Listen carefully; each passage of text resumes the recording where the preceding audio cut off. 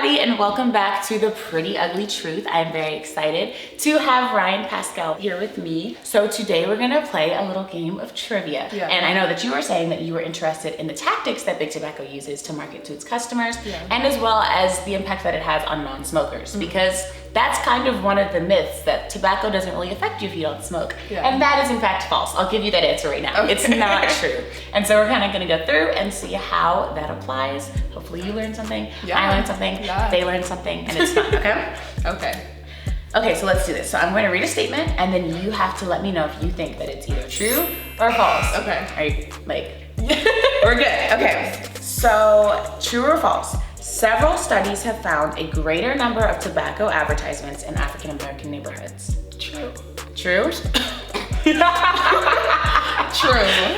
Definitely. Yeah, definitely true, because in fact, it's disproportionately targeted towards African Americans, largely because of the way that they were characterized, and it was a little bit easier. They actually went as far as to going into predominantly Black neighborhoods and passing out tobaccos as free samples. Oh, wow. So it's pretty intentional getting people who look like us hooked on cigarettes.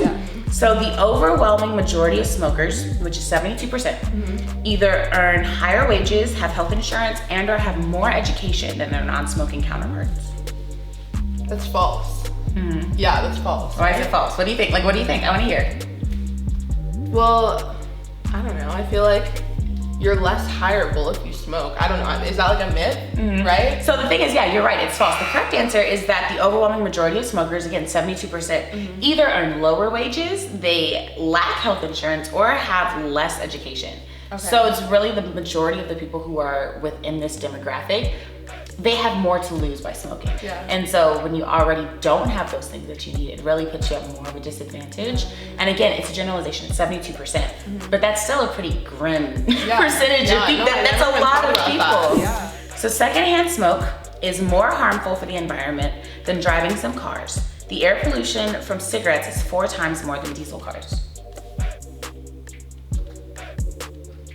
Do you want me to read it again? I'm gonna go with true with that. You're gonna go with true? True. The thing is, it's a trick question. Okay. So I said the air pollution from cigarettes is 4 times more than diesel cars. It's actually 10 times more than diesel cars. So you're from LA, so I'm sure that you've experienced like smog and all of those things. So imagine just in your head the smog that's coming from the cars and things of that nature in this area, and 10 times more than diesel cars, of course. But like, that's just coming from smoking. No, that's like gross. That's kind of gross. True or false? Dogs and cats are twice as likely to get cancer if their owner smokes.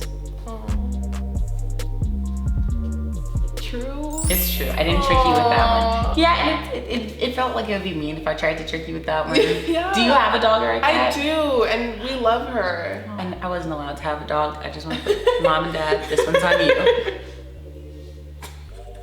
But no, just the idea of even like the fish that I had. If I was contributing to my fish dying, I would feel like terrible, like absolutely horrible. Insane. Next question. So in the past, a major tobacco company saw the military as an attractive marketing opportunity because of its young adult servicemen that they describe as classic downscale smokers.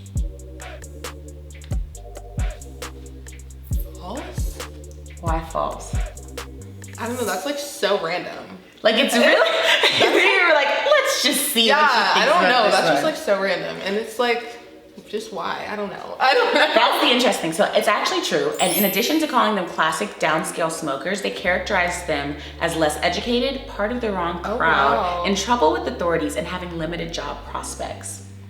So the tactic, seriously. So the tactic just overall really seems to be targeting small groups of people that are more likely to not have the information that they need to avoid it. And think about it, when you're a serviceman or you're on a military base, thing like that, there aren't a lot of activities, there aren't a lot of things to do. So there is a higher percentage of servicemen who are actually starting to smoke while they're starting service to the country. So I'm super into Oprah Super Soul Conversations, and I love how she asks a couple questions to her guests that aren't really like interview questions so much as they're get to know you almost type things. So I'm gonna ask you just a couple of questions, help our audience get to know you better, help me get to know you a little better, and just tell me the first thing that comes to your head, okay? So my first question is, what is your passion? So for me, my passion is empowering and uplifting others, because I think inspire and empower and uplift have different meanings. Inspire is doing something yourself and having people watch you and be in awe, but empowering and uplifting is giving them the courage to want to take their own action in their lives, whatever that is. It doesn't have to be about social justice. It can be taking control of their lives or becoming more organized. It doesn't really matter what it is. Just feeling that they too can have an impact on someone else's life, on their lives. Yeah. That's a really great answer. Thank you. I'm a fan. I stand. We have to stand. What does effective change look like to you? That's a good question. Wow, thank you. That's a really good question. Effective change to me, I think that too often people think that in order to make an impact on someone or something, that you have to see change immediately. Yeah. And that's not the case. I think of me, like with the work that I do with gun violence prevention, I know that we're not gonna see change tomorrow, or we're not gonna see immediate change tomorrow. It's gonna take time. And so I think effective change is seeing that gradual progression into whatever your goal is in the work that you're doing. And that could even be like when he passed away. I think of like Nipsey Hussle. Like the effective change that he made really didn't impact people until after he died, which is super unfortunate. But that's when he became a household name and everyone across America knew who he was. And so I think just being able to be patient and waiting for the changes that you are for it to appear. Like, yeah, exactly. I will see you guys next time I post a video. I'm not gonna tell you when because we'll see. But make sure that you guys like, comment, subscribe so that you can see the next video. If you want to keep up with Ryan, I'll put her information down below. You can follow her on Instagram, follow her on the gram, and keep up with her work with Everytown and all the other incredible things that she's doing. And tell her where to go to college. How about you comment down below what you think that Ryan should go to college? Because I'm indecisive. So I guess whichever college gets the most likes, that's where Ryan's gonna go in the fall. And well, not the fall. She still has a whole next fall. She still has a whole year of college, like high school, and she's like already the coolest person I've ever met. But yeah, so in a year, we're just gonna come back to this. You can reference it. Yeah. You guys can put links to your program, all that good stuff. We're gonna just make sure that she's set up well. I feel like she deserves it. And that is in fact the pretty ugly truth. Yeah. And we'll see you guys next time. Bye.